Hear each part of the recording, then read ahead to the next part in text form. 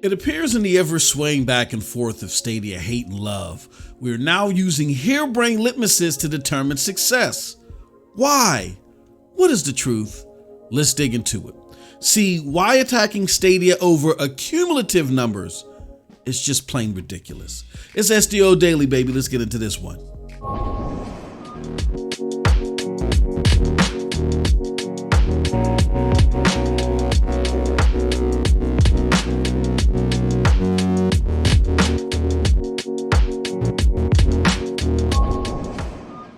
What's up, people? What's up, people? What's up, people? It is your boy MM2KF, PNTS Network, and StadiaDosage, bringing you another SDO Daily. Can you do us a huge favor before we get into this one? Hit that like button, hit that subscribe button, and rock those bells for notifications, please, so you know when we're dropping these doses. We appreciate all of y'all straight up. Y'all know the deal. Y'all know the reason, and by now y'all should know the slogan. What is it? We are not too proud to ask. Okay, let's get into this one. Let's start it right off. Let's get into the story. All right. So Stadia, as far as current and future game releases news, has admittedly been dry. Now, even though this is very reminiscent of 2020 that saw Stadia boast 100 plus games forthcoming, run a little cold at first during that year, but then release a barrage of games that rivaled mainstream platforms within their first year, that precedent doesn't matter. And I get it. Gaming is a selfish hobby. People want what they want now. And you know what? I'm perfectly okay with it. Here's what I'm not okay with. Using your displeasure to create this ominous picture for everyone. Examples of that include Stadia retail is winding down, or Stadia no longer wants AAAs, or big game publishers have no incentive to work specifically with Stadia. Now, that last one has become the underscore for the most recent case of I'm frustrated with Stadia. So let me make it seem like everything Platform B is doing is a billion times better.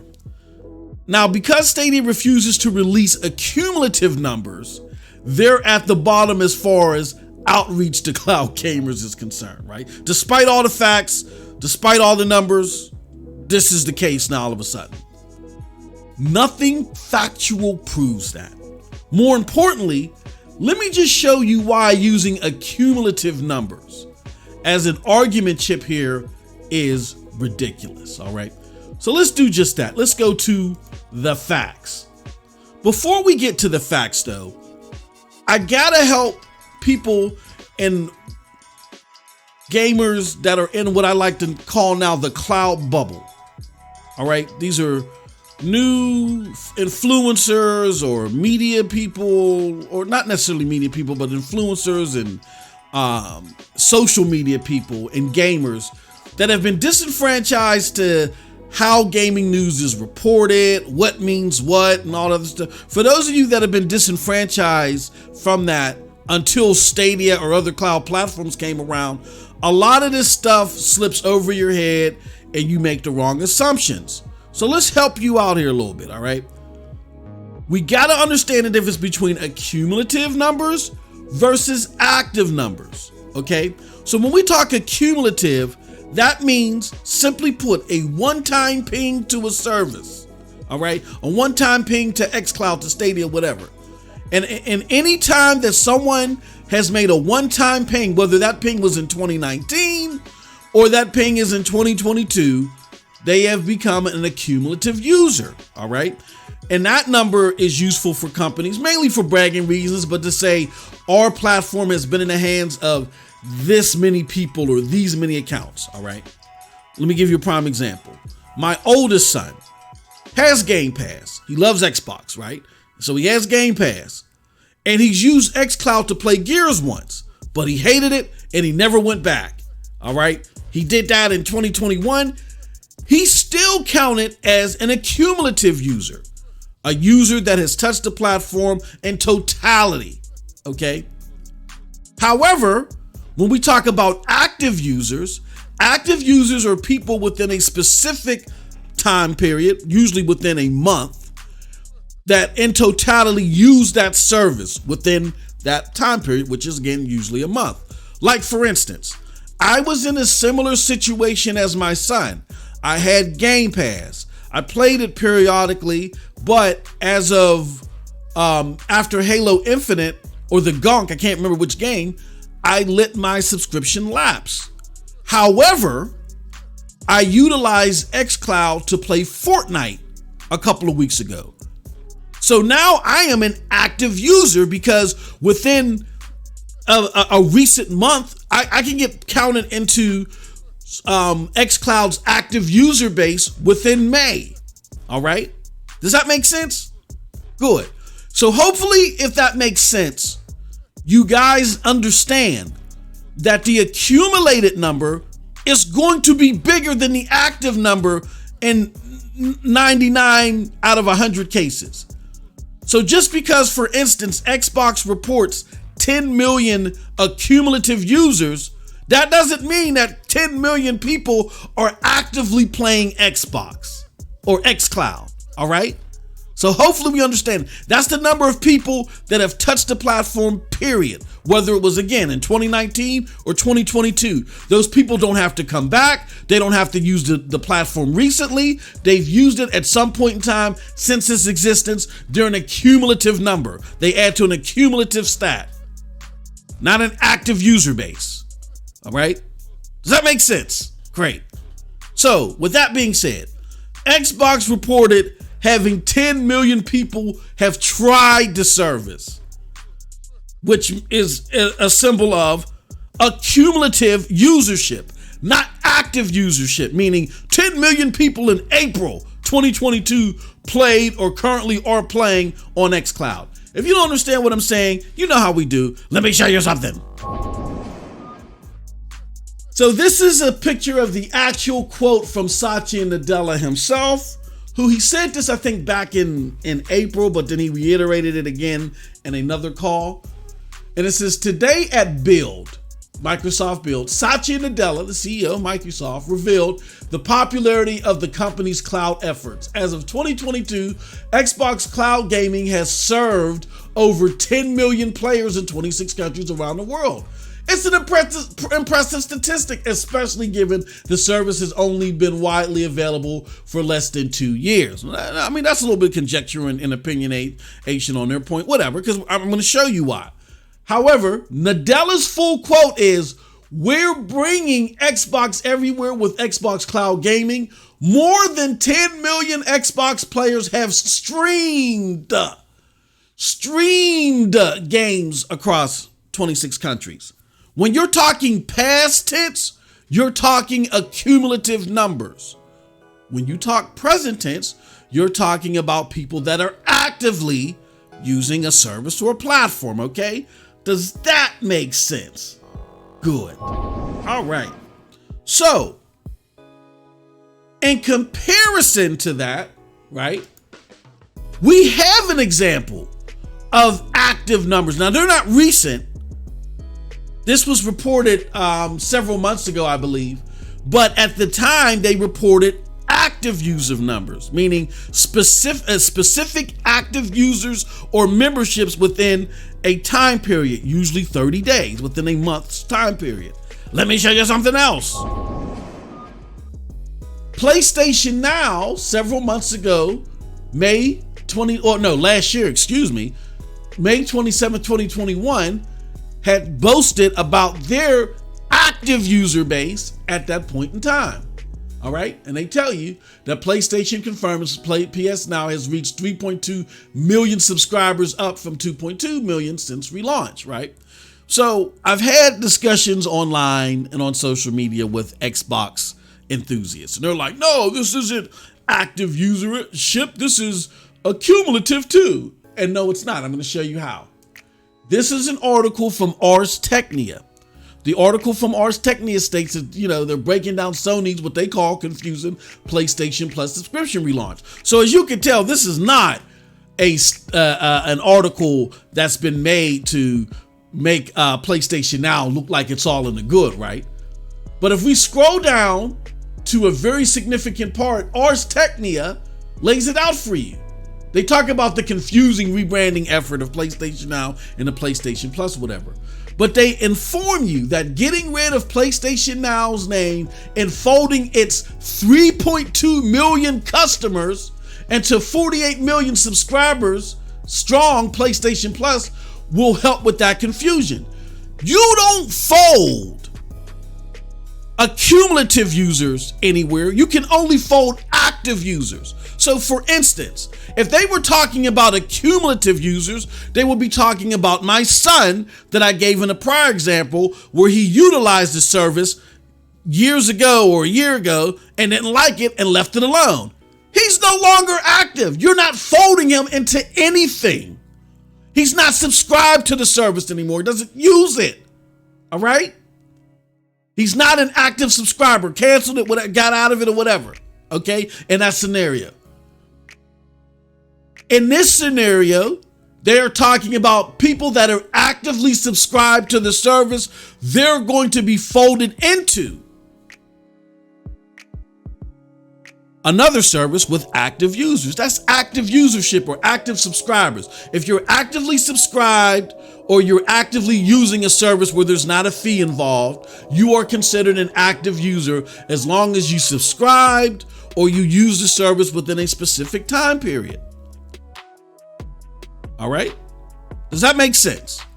When it comes to accumulative, you could have been subscribed a while ago, canceled the subscription or cancel and your usage, but you've been added to the accumulative list because you've pinged into it just one time.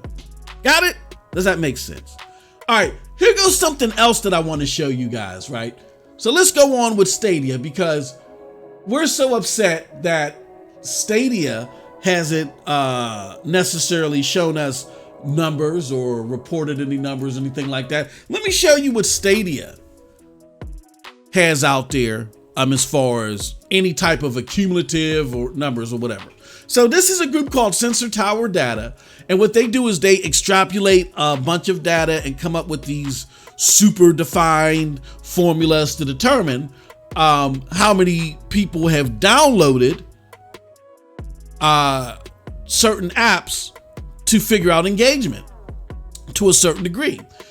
So as of May 18th, 2021, again, a year ago, Google Stadia's mobile app has generated 3.2 million downloads 18 months after launching. Okay.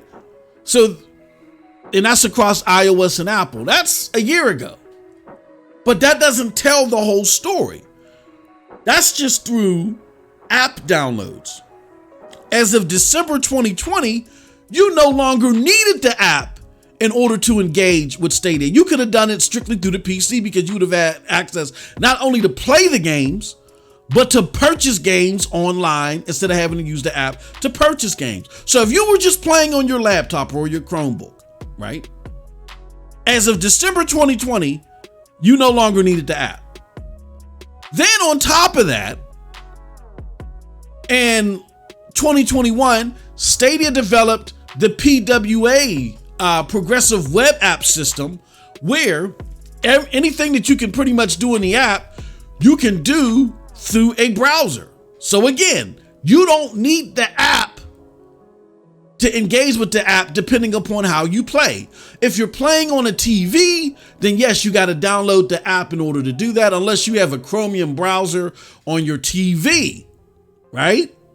Or if you have a Chromium browser on your device or whatever, you don't have to download the app. You also don't have to download it if you're just using a Chromium browser on your PC. And we've done recent polls and studies to show that there's a significant amount of the user base, the Stadia user base, who don't engage and play via TVs. They just play via the web browser. All right. Lastly, we don't know, since the launch of the free demos, which don't even require you to have an account anymore, except a Google account. You don't even have to have a Stadia account. We don't know how many people have engaged the free demos. So under Xbox's 10 million pings or accumulative users, all those scenarios would equal accumulative usership for Stadia. So we don't know if they're at 10 million, over 10 million. We have no clue. All we know is at the very least, 3.2 million people downloaded the app to utilize the service, in all likelihood. As of May 2021. This is before the big brouhaha of it being on LG TVs and so forth happened. And I'm seeing my friends list explode and content creators seeing more engagement with the platform. So we don't know how many downloads that there are, because Google and Apple only report downloads when they reach certain milestones. So we don't know where they're at right now. We can utilize sensor tower data to try to, get an estimate, but we don't know at least how many downloads there are. And again, there are numbers that we are not going to be able to pull unless we're Google, which is usership based upon web browsers, PWA, and demos. So we don't know how many pings Stadia has. All right. Does this now show you why this is even more silly to use accumulative numbers to determine who is successful when we don't even know what Stadia's accumulative numbers are? But I want to take it even further. I'm taking off my Stadia hat and I'm grabbing my youngest son's GFN hat, and I'm going to sit here and cap for GFN, because I want to tell you this. I feel like GFN's accumulative numbers are more impressive than Xbox's. Here's why. Number one, 8 months ago, they reached 12 million users, right? And some people may argue, well, GFN was accessible longer than xCloud. True. But here's the difference. The people that use GFN, we know, actively sought GFN. They actively went out after it, created an account, and became a user, an accumulative user. xCloud is tethered to Game Pass. So the 10 million users, we don't know if they just happen to be them. Okay, I hear there's this thing. Let me try it. Oh, this thing is garbage. I don't want nothing to do with it. Now, granted, we don't know how many people said that about GFN, but their accumulative users just keep growing and growing and growing. In one period, it grew from 10 million to 12 million, I think, in a matter of 2 or 3 months, right? Without it being tethered, it's not tethered to a more popular way of gaming. Like GFN isn't tethered only to getting an NVIDIA card. xCloud is tethered only, except for Fortnite now, but the 10 million numbers don't include the Fortnite numbers. But xCloud is tethered only, besides that exception, to the dedicated gaming experience, where GFN isn't. People actively sought GFN. We don't know how many people got got Game Pass to actively seek xCloud. And let me tell you why it's more impressive for GFN's accumulative numbers, because I want to show you this. And hopefully this will show you how silly bouncing around for accumulative numbers in the cloud right now may be. All right. Unless they're substantially high. Unless we're talking about 100 million or something like that, and then they follow it up with an active user number. It's silly right now. Let me show you why. This is Power On episode 6. All right, the final episode of the Xbox documentary that was released at the end of 2021, December 13th, 2021. This was released, okay? So, granted, this was probably recorded a few months before that, before it was put together, okay? At that time, I want you to listen to what Phil Spencer has said about xCloud usership around that time. All right. So listen to this. I'm going to shut down the music, and then we're going to talk on the back end. Play games locally. It's also going to connect to the cloud, so it will bridge the gap between traditional in the living room local gaming and cloud-based gaming. We envision a world where you can play any game with anyone on any device. It is the next instance of what it means to game anywhere. We're streaming from data centers around the world to people's cell phones. We have thousands of people doing it. And do you see that? We have thousands of people doing it. Let me bring it back again so you can hear it. Game with anyone on any device. It is the next instance of what it means to game anywhere. we're streaming from data centers around the world to people's cell phones. We have thousands of people doing it. And do you see that again? We have thousands of people doing it. What did we learn today about active usership versus accumulative usership? When you talk about accumulative usership, you talk in the past tense, like how Satya and Nadella did here. We're bringing Xbox everywhere with Xbox Cloud Gaming. More than 10 million Xbox players have streamed games. You're talking about accumulative usership, people that have pinged into the service within any time within its existence. They don't have to be doing it currently. If you've pinged into the service anytime during its existence, you have been counted as an accumulative user. However, when you go here, just a few months ago, Xbox is telling you that we have current tense. We have thousands of people doing it. Now, what does that sound like to you and me? It sounds like active usership. So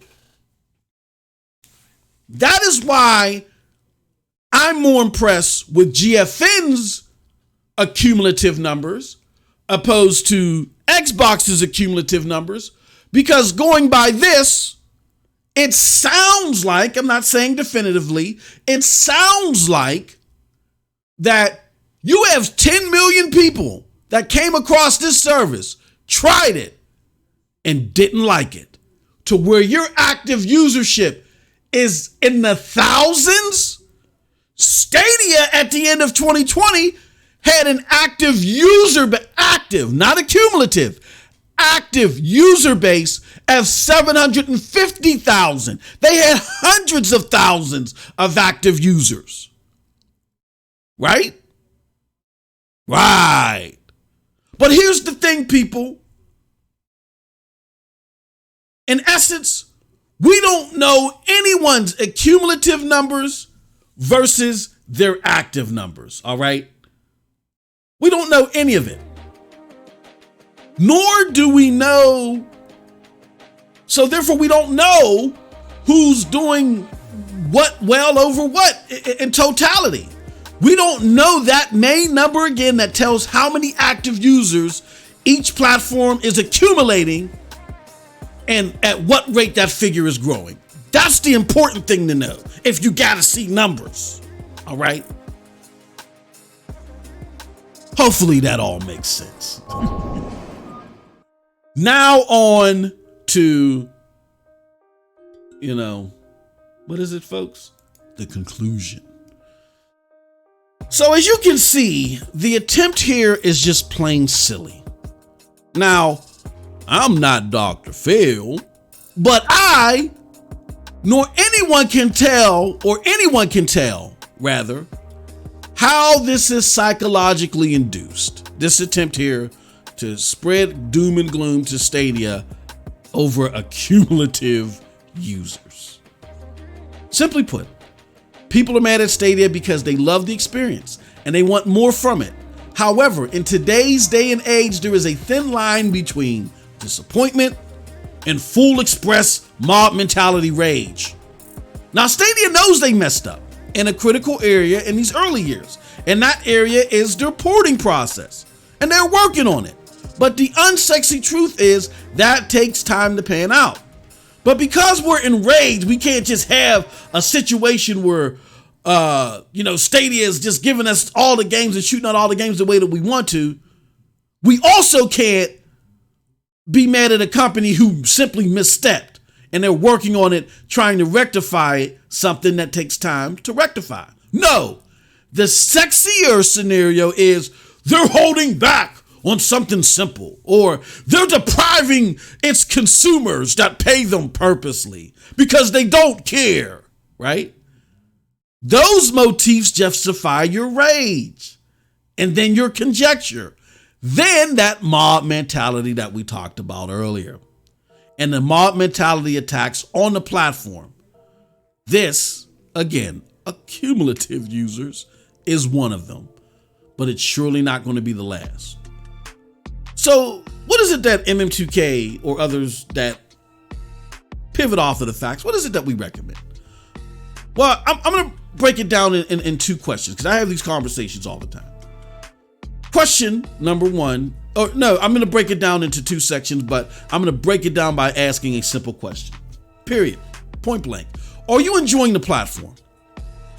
If the answer is yes, and if you need reassurance, then it's likely because someone who has no connection to the truth or just want to be oblivious of it told you you should be concerned.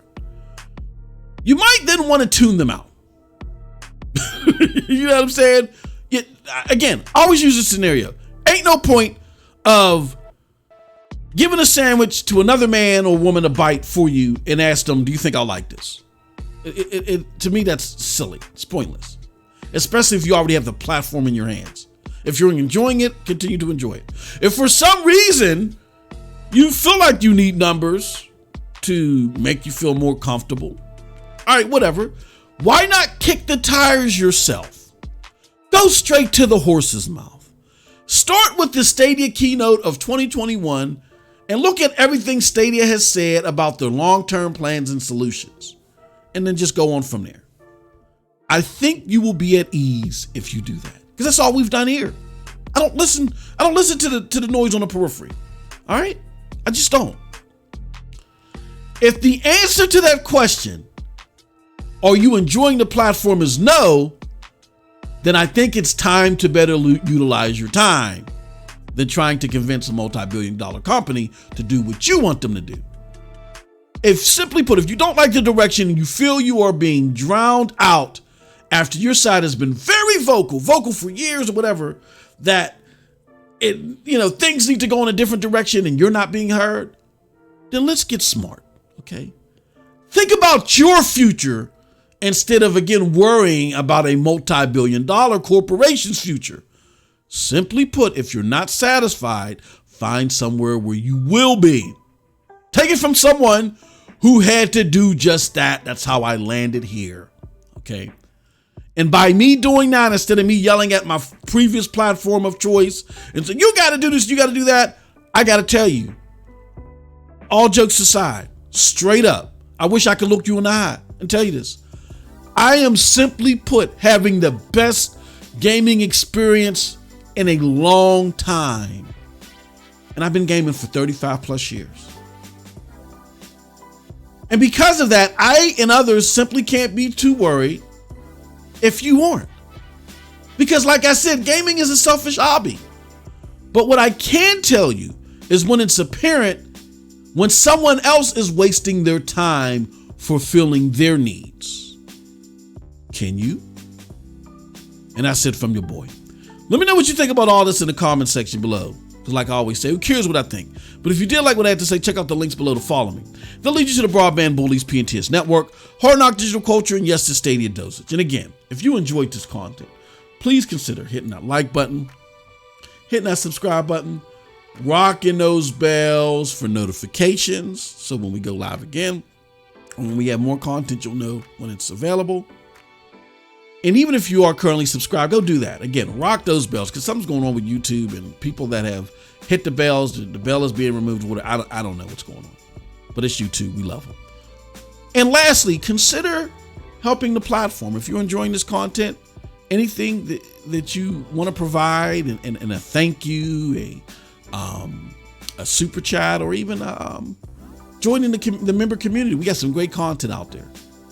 Speaking of that great content, I do a show called Sound Off. Now, it's not for the faint of heart. It's not for children. It's not PG at all. And you're going to want to tuck Granny to bed. I'm going to follow up on this more and talk about the conversations that I've had about this more in Sound Offs. This, in my next episode is Sound Offs, one of our member pieces of content, so stay tuned for that. And with all that said, I appreciate, love all of y'all. Thank y'all so much. Have a wonderful gaming day. Peace.